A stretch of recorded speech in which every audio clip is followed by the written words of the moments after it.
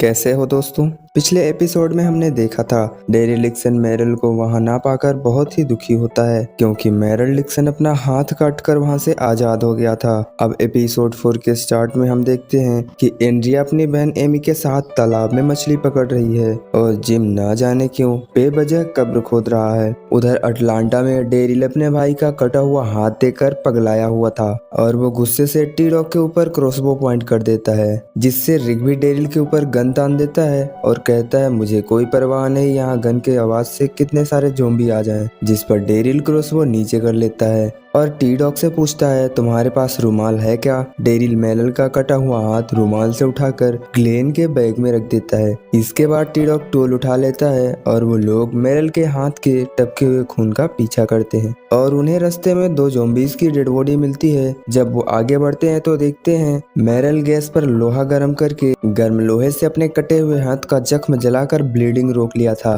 और बिल्डिंग की खिड़की के कांच को तोड़कर वहां से निकल चुका था। तब टी डॉग कहता है क्या पागल इंसान है, अपना कटा हुआ हाथ लेकर ज़ॉम्बीज के बीच इधर उधर भटक रहा है। तब डेरिल उसे कहता है तुम लोग तो उसे छत पर मारने के लिए छोड़ दिए थे, लेकिन तुम लोग उसे मार नहीं पाए, ये ज़ॉम्बीज क्या बिगाड़ेंगे उसका। फिर वो जाने लगता है। तभी रिक उसे रोकता है तो रिक को चिल्ला कर कहता है हाथ मत लगाओ मुझे। तब रिक कहता है मैरल तुम्हारा भाई है, इस वक्त तुम कैसा महसूस कर रहे होगे क्योंकि मेरी फैमिली ढूंढने के लिए मैं नर्क से गुजरा हूँ। मैरल ज्यादा दूर नहीं गया होगा, हम उसे ढूंढ लेंगे, लेकिन पहले हमें गन्स की बैग उठानी होगी। फिर डेरिल तैयार हो जाता है और उधर कैंप में जिम को गड्ढे खोदते देख डेल उसके पास आकर उससे बात करने की कोशिश करता है, लेकिन वो उसका कोई जवाब नहीं देता। फिर डेल वहाँ से चला जाता है। एमी और एंड्रिया ढेर सारी मछलियाँ पकड़ कर लाती हैं, जिसे कैंप के सारे लोग काफी खुश होते हैं। फिर वहाँ डेल आकर सभी को बताता है तो सभी लोग जिम से पूछने लगते हैं कि आज इतना ज्यादा धूप है, तुम इतनी गर्मी में बेवजह गड्ढा क्यों खोद रहे हो। तो जिम कहता है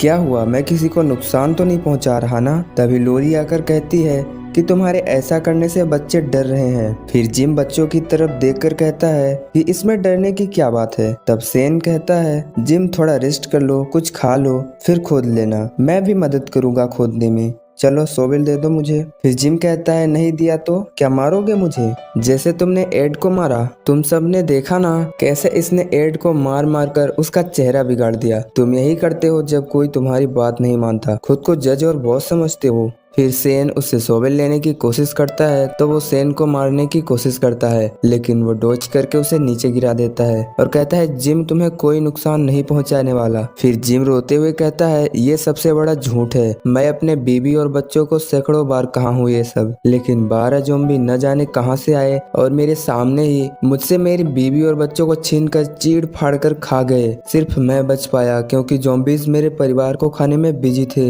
ये सब बोल के उसे काफी महसूस होता है। फिर सेन उसे एक पेड़ में बांध देता है और पानी पिलाता है। फिर डेल उससे पूछता है क्या तुम बताओगे तुम कब्र क्यों खोद रहे थे। तो कहता है कुछ रीजन से खोद रहा था, लेकिन मुझे याद नहीं आ रहा है। रात को मैंने देखा था कुछ सपने में, मैंने कार्ल को भी देखा था कि उसे अपने डैड की चिंता हो रही है, बाकी कुछ याद नहीं आ रहा। फिर वो कार्ल से पूछता है क्या तुम्हें अपने डैडी की चिंता हो रही है कार्ल। तो कार्ल कहता है अभी तक तो वापिस नहीं आए। लोरी कहती है इस बारे में बात मत करो। फिर जिम कहता है तुम्हारे पिता पुलिस ऑफिसर हैं और वो सभी की मदद करते हैं, वो लोहे की तरह सख्त हैं। मैं उन्हें जानता तो नहीं हूँ, लेकिन मैं देखता हूँ ये उनमें। वो सेन से कहता है क्यों सेन, मैं सच कह रहा हूँ ना। तो सेन कहता है हाँ। फिर वो लोरी को कहता है तुम अपने बच्चे के साथ ही रहना, उसे अपने से दूर नहीं होने देना। फिर अटलांटा का सीन दिखाया जाता है। ग्लेन एक बेहतरीन प्लान बनाता है गन को उठाने के लिए, जो रिक, टी डॉग, डेरिल को बहुत पसंद आता है। जिस पर डेरिल पूछता है इससे पहले तुम क्या काम करते थे। ग्लेन कहता है मैं पिज्जा डिलीवरी करता था। फिर प्लान के मुताबिक ग्लेन और डेरिल गन के बैग को लेने जाएंगे और रिक और टी डॉग बिल्डिंग की दूसरी तरफ से वेट करेंगे। प्लान के तौर पे सब ठीक ही चल रहा था। ग्लेन गन की बैग और रिक की हेड को उठा लेता है, लेकिन तभी एक लड़का डेरिल को देखकर जोर जोर से चिल्लाने लगता है। डेरिल उसे चुप कराने की कोशिश करता है, है, पर उसके दो साथी डेरिल को पीटने लगते हैं। ग्लेन भी वहाँ आ जाता है तो वो ग्लेन से बैग लेने के लिए उसके पीछे पड़ जाते हैं, जो ग्लेन नीचे फेंक देता है और तभी डेरिल उनमें से एक के पीछे क्रॉसबो शूट कर देता है और डर के मारे वो लोग गन के बैग को वहीं छोड़कर ग्लेन को बंदी बनाकर अपने साथ ले जाते हैं और रिक और टी-डॉग भी वहाँ आ जाते हैं। अब ये लोग ग्लेन को लेकर अपनी बिल्डिंग में आ जाते हैं और उनका भी एक आदमी रिक के पास था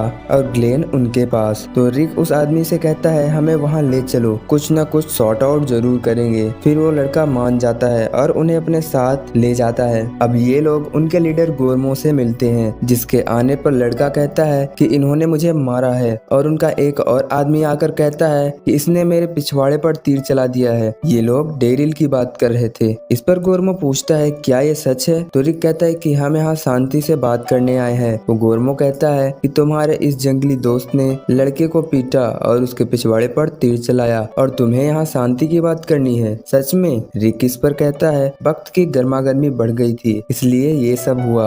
एनीवे, मेरा आदमी तुम्हारे पास है और तुम्हारा आदमी मेरे पास, बराबरी का सौदा है। गोरमो कहता है मुझे तो बराबरी का नहीं लग रहा, मेरे लोगों पर अटैक हुआ, उसका क्या? और सबसे बड़ी बात, मेरी बंदूकों की भरी बैग कहाँ है? फिर रिक कहता है तुम्हें गलतफहमी हो रही है, यहाँ वो बंदूकों का बैग मेरा है। तब गोरमो कहता है कि बैग सड़क पर पड़ा था, जिसे मैं कह सकता हूँ कि बैग मेरा है। मैं तुम्हारी बात क्यों मानूं? वैसे मैं चाहूँ तो अभी तुम लोगों को भून डालूं और जो मेरा है वो मुझे मिल जाएगा, कौन रोक लेगा हमें? तो रिक दूसरी ओर इशारा करता है जहाँ टी-डॉग राइफल से गोरमो पर एम किए हुआ था। तभी गोरमो भी अपने आदमियों को आवाज लगाता है, जहाँ उसके आदमी भी ग्लेन को तीसरी मंजिल से पकड़े हुए थे। और यहाँ गोरमो कहता है अब हमारे पास दो ही ऑप्शन बचे हैं, तुम इस लड़के के साथ मेरी गन के बैग को लाओ और अपने आदमी को ले जाओ, या फिर तुम अपनी बंदूकें लोडेड करके आओ, देखते हैं किस तरफ से ज्यादा खून बहता है। इसके बाद वो सभी अंदर चले जाते हैं और ये लोग भी वापस चले आते हैं। डेरिल कहता है कि गन्स ग्लेन से ज्यादा कीमती हैं। ग्लेन तुम्हारी फैमिली को प्रोटेक्ट नहीं कर सकता,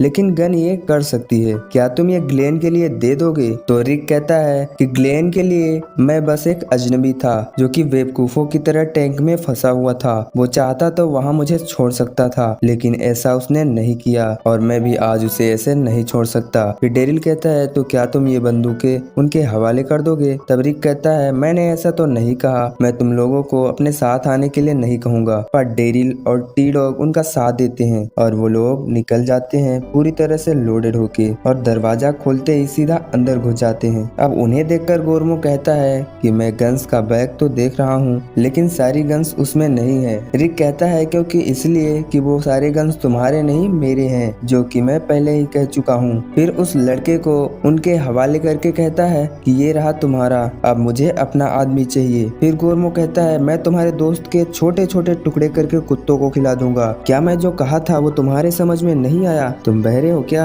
इस पर रिक कहता है नहीं, मेरा काम तो ठीक है, तुमने कहा था लॉक्ड एंड लोडेड आना, तो हम लॉक्ड एंड लोडेड हैं। लड़ाई वहाँ छिड़ने ही वाली थी, तभी वहाँ एक बूढ़ी औरत आ जाती है। उसे देख रिक अपनी बंदूक नीचे कर लेता है। फिर वो बूढ़ी औरत रिक के पास आती है और कहती है फिलिपे को अरेस्ट मत करो, ये बहुत अच्छा लड़का है, बूढ़े लोगों का ख्याल रखता है। रिक कहता है नहीं मैम, मैं इसे अरेस्ट नहीं कर रहा, बल्कि वो हमें ग्लेन नाम के आदमी को ढूंढने में मदद कर रहा है। तभी वो बूढ़ी औरत कहती है एशियन लड़का, वो एशियन लड़का, आओ मेरे साथ। और वो सभी बूढ़ी औरत के साथ जाते हैं। गोरमो भी उनको जाने देता है। फिर यहाँ हम देखते हैं वो औरतों और बूढ़े लोगों की देखभाल कर रहे हैं और ग्लेन भी यहाँ सही सलामत है। गोरमो कहता है सब इन बूढ़ों को यहाँ मरने के लिए छोड़ गए, लेकिन मैं और फिलिपे रुक गया। फिलिपे एक नर्स है। जब से यहाँ ये शुरू हुआ है तब से कोई ना कोई यहाँ पे दवाइयाँ और खाने की चीजें छीनने की कोशिश करता है, जिनकी रक्षा के लिए हमें गन्स की जरूरत पड़ती है। इन सबको कुछ भी चाहिए तो ये मेरी ओर देखते हैं, ये मुझे भी नहीं पता ये क्यों मेरी ओर देखते हैं। फिर रिक कहता है क्योंकि तुम इस लायक हो इसलिए, और अपने पास की शॉटगन उसे दे देता है और बैग से कुछ और बंदूकें भी निकाल कर उसे दे देता है और ये लोग निकल जाते हैं। अब वो अपने बैंड की लोकेशन पर आ जाते हैं, लेकिन वहाँ बैंड नहीं होती क्योंकि वो मेरल डिक्सन लेके वहाँ से चला गया था। फिर डेरिल कहता है कहीं वो कैंप में बदला लेने ना पहुँच जाए और वो पैदल ही भागते हुए कैंप की ओर निकल जाते हैं। उधर कैंप में सेन जिम को छुड़ाने जाता है और उसे साथ में फिश फ्राई खाने को कहता है। अब जिम का दिमाग शांत हो गया था। कैरोल एड को लेने आती है कि चलो फिश फ्राई खा लो,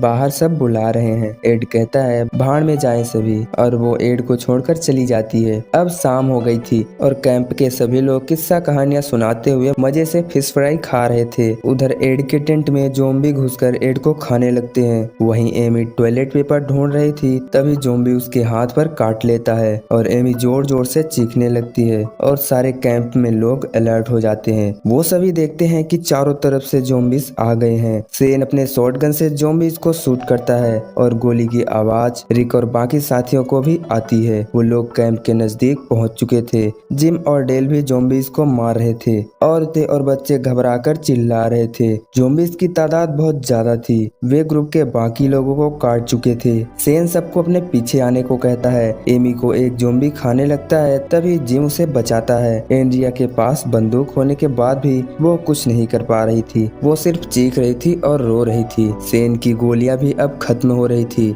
सब लोग आरवी के पास खड़े थे और चारों तरफ से ज़ोंबीज उन्हें घेरे हुए थे। तभी ठीक टाइम पर रिक और बाकी साथी आकर बंदूकों से ज़ोंबीज पर हमला करते हैं और देखते ही देखते सारे ज़ोंबीज मार गिराते हैं। रिक कार्ल को सही सलामत देख उसे गले लगा लेता है। फिर हम देखते हैं ग्रुप के काफी लोग ज़ोंबीज के शिकार हो चुके थे और एंड्रिया अभी भी रोए जा रही थी। तब जिम कहता है कि मुझे मेरा सपना याद आ गया और ये भी कि मैं कब्र क्यों खोद रहा था। और इसके साथ ही एपिसोड 4 खत्म हो जाता है। तो मैं मिलता हूँ जल्द ही आपसे नेक्स्ट एपिसोड में। वीडियो को पूरा देखने के लिए आपका धन्यवाद।